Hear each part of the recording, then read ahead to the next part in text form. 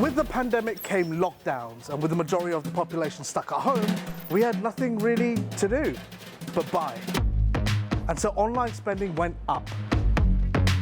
We bought clothes, hobby kits, sourdough starters, fire pits, hot tubs, gym equipment, anything to get us through it. And that includes gaming consoles like the brand new PS5. But there was a problem, the semiconductor shortage. Shortage of semiconductors. They don't have the semiconductors. What is that? Simply put, they are the brains of modern electronics. So, they're in pretty much every product.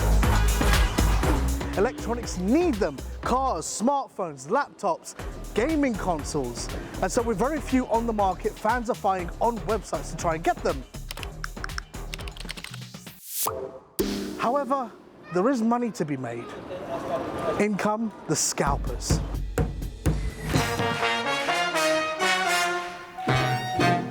So these are people who buy rare or sought after items and resells them again at a higher price to make a profit. Now, you've probably seen them outside of concerts, reselling tickets, or putting up a nice pair of shoes up on eBay for double the price. But the modern scalper is a little bit different. They use internet bots, online software that's programmed to do a certain task. So that could be buying the first tickets available for a trip to Mallorca, telling me when the Ferrari Testarossa is under 100k, or telling me when a stock of PS5 appears on a website. And when you've got a bot, there's almost no limit to how many you could buy to allow you to resale. And the fact is, whether you like it or not, scalping and the use of stock check bots are legal. Douglas, could you give a clap for me, please? This is Douglas Chapman, an MP leading the charge in proposing to ban the resale of gaming consoles purchased with automated bots. I think it's skewing the market beyond what's reasonable, and I think we need to look as well about what are the protections for the consumer. Returns policy, for example, if something is not working properly, how does it affect guarantees? Are they paying tax? Are they paying VAT? Are they registered for VAT? They're purely trying to make a quick buck on the back of somebody who's desperate. It's just on the edge ethically, but it's also on the edge commercially, I think. So when most physical shops were closed, it meant that scalpers could clean up, giving them an unfair advantage over everyone else, including me. Most websites sold out within minutes, and I didn't want to pay up to $1,000 buying it from a scalper. Instead, I used a free stock checker, which relies on word of mouth from shop employees to predict stock releases. But it was often futile against the scalpers' bots. What? I'm sorry. Who do you think you're talking to? Have you talked to your mother? No! So, I would often find myself waiting up to 2, 3 a.m. on Argos's website, refreshing like mad, before finally getting lucky. And after 7 months, I'm all right.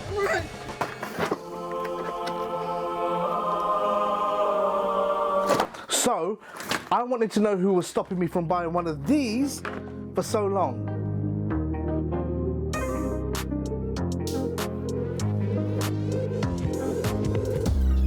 This is Jack, a scalper. He got into reselling years ago and made big money. For example, by flipping £150 Yeezys for up to £1,000. He's a former investment banker who used to make around 1,500 quid a month. And he's given up that day job. Why?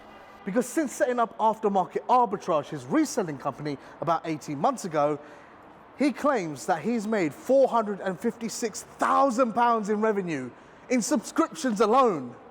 He helps others resell with a plethora of channels stacked with info, tutorials and advice on the social platform Discord, which people pay at least a £30 a month subscription to be a part of. His bots provide notifications to his 1,200 paying followers when a rare item is suddenly in stock, and he can even auto-buy if the bot is powerful enough. And with so many subscribers, you can see why scalping might be on the rise.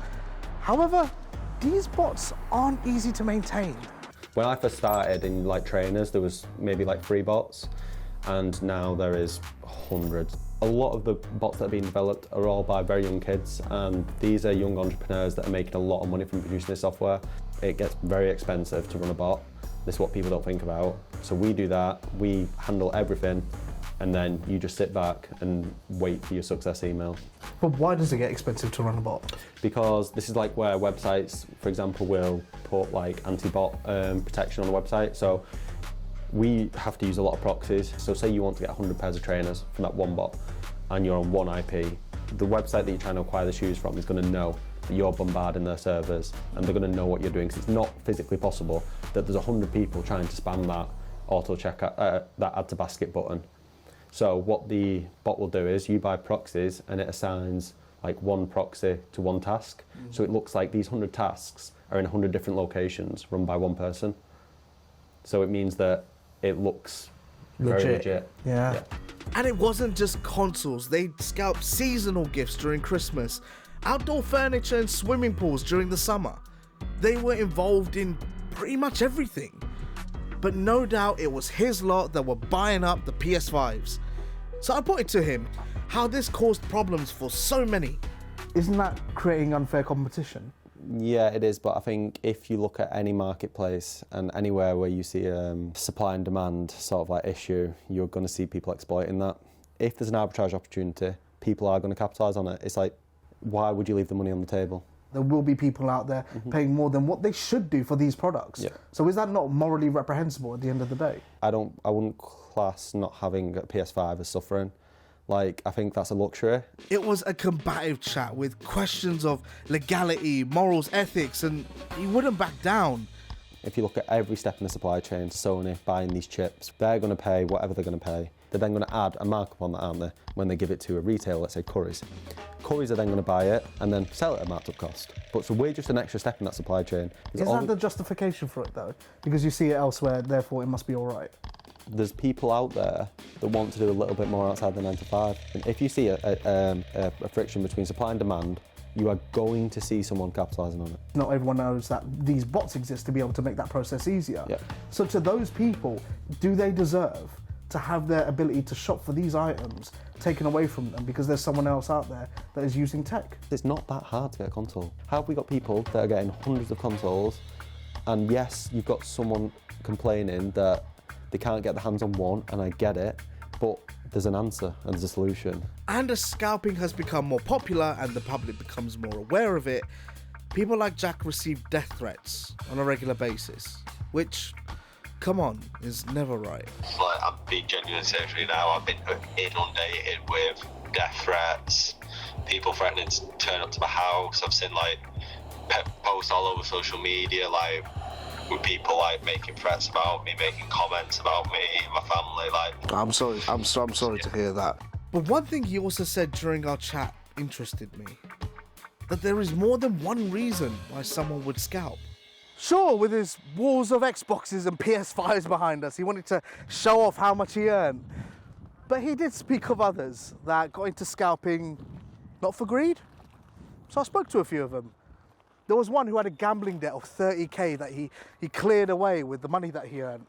And another who used it to restructure his life and step away from alcoholism. But because of what happened with Jack, they didn't want to be filmed in fear of their safety. But there was one who was comfortable enough to be on camera.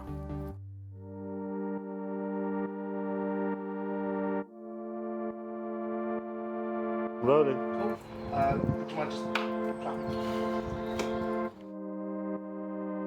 Got a long-standing medical issue. As a result of it, it got me into quite a lot of debt.